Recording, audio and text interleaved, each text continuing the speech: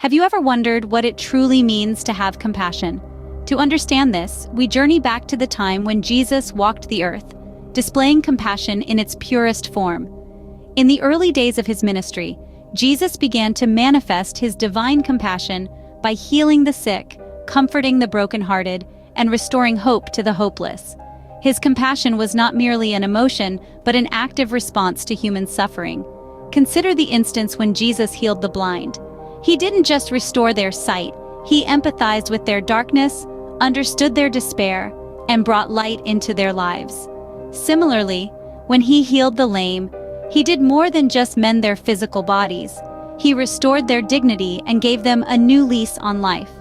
Jesus' compassion wasn't limited by societal barriers or cultural norms. He reached out to the outcasts, the marginalized, and the downtrodden, offering them acceptance, love, and a sense of belonging. Remember the woman caught in adultery? Jesus didn't condemn her. Instead, he offered her forgiveness, showing us that his compassion extends to the soul, offering healing and wholeness. Perhaps one of the most poignant examples of Jesus' compassion was when he raised Lazarus from the dead. He didn't just perform a miracle, he felt the deep sorrow of Lazarus' sisters, wept with them, and then turned their mourning into joy. His compassion was so profound that it conquered even death itself. Jesus' compassion wasn't just a trait, it was his lifestyle. It was the driving force behind his ministry, guiding his actions and his interactions. It was his compassion that led him to the cross, where he laid down his life for humanity. So what does this mean for us today? How do we apply this in our lives? Well, the call to action is simple yet profound. Emulate Jesus' compassion in your own life. See the world through the eyes of compassion. Reach out to the hurting, the marginalized, the outcasts with empathy and grace.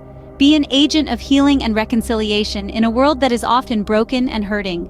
Show kindness to the stranger. Extend grace to the undeserving. Bring hope to the despairing.